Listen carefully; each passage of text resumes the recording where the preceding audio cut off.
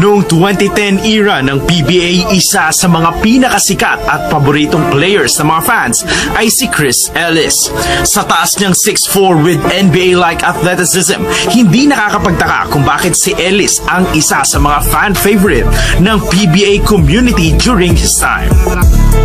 Noong 2012 PBA draft ay pinili ng Barangay Ginebra si Ellis bilang kanilang 6th overall pick. Mas pinili ng Barangay si Ellis kaysa kila former PBA champion at 3-point contest champion na si Chris Chu at 2018 Mr. Quality Minutes awardee na si Vic Manuel. Sa kanyang unang taon bilang parte ng Barangay Ginebra, ilan sa mga kasama niya sa koponan ay sina LA Tenorio, Japet Aguilar, JJ Helterbrand, Mark Caguiwa, Mac Baracael, Kirby Raimundo at Josh Urbistondo. Bilang rookie ay nagpakita si Ellis ng malaking potensyal nang ma-showcase niya ang kanyang high-level athleticism at great perimeter defense. Dalawang bagay na perfect para sa run-and-gun system ng Barangay noong time na yon. Sa kanyang rookie year ay nag-average si Ellis ng 8.1 points, 4.6 rebounds at 1.4 assists at naglaro ng total na 56 games. Sa Philippine Cup ng 2012-2013 season, nagtala ang Ginebra ng 7-7 record at nakaabot sa playoffs pero nabigo rin sa first round. At sa Commissioner's Cup, nakuha ng Ginebra ang 7th seed sa pangunguna ng import ng koponan na si Vernon Maclean. Nanaig sila Ellis at ang Ginebra kontra sa Rain or Shine Elasto Painters sa kabila ng kanilang twice to beat disadvantage ito sa quarterfinals. Sa semifinals naman, natalo rin nila ang Talk and Text tropang Texters 3-2 bago tuluyang nabigo sa finals sa kamay ng Alaska Aces 3-0. During that run, si Ellis ang isa sa mga tinitignang crucial piece ng koponan dahil sa kanyang abilidad na maglaro at a high level sa parehong dulo ng court.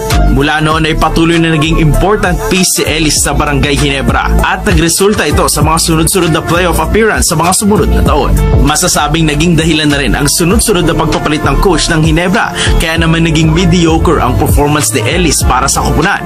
Pero dahil sa kanyang kasikatan ay nakapaglaro pa rin ito sa tatlong All-Star Games noong 2013, 2014 at 2017 kung saan nakita ng lahat ang kanyang mga jaw-dropping dunks. Noong 2013 All-Star Games, napili si Ellis sa Slam Dunk Competition kung saan tinalo niya sina Elmer Espiritu, Arwin Santos, Calvin Abueva at Cliff Hodge para makuha ang titulo. 2015 na maging parte si coach team ng Barangay Ginebra at sa Governor's Cup ng taon na yon ay nabali na ng Ginebra ang kanilang 8-year title drought salamat sa game-winning shot ni Justin Brownlee.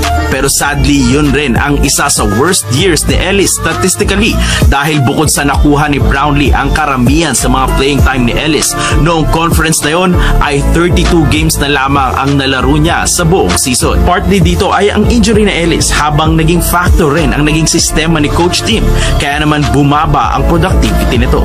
August 2017 ay na-trade si Ellis kasama si Dave Marcelo papunta sa Blackwater Elite kapalit sina Art De La Cruz at Raymond Aguilar. Sa kasamaang palad ay na-diagnose si Ellis ng acute renal disease o isang kidney issue at mula noon ay hindi na naglaro si Ellis sa PBA at wala nang nakarinig pa ng balita sa kanya ng matagal na panahon. Ang tanong ngayon mga pare ko ay matapos ng 5 taon sa PBA, nasaan na nga ba si Chris Ellis? 2019 ang huling beses na nakita ng mga fans na naglaro si Ellis ng pro basketball kung saan naging parte siya ng Luang Prabang sa Thailand Super Basketball League kung saan muli niyang naipakita ang kanyang athleticism at great perimeter defense.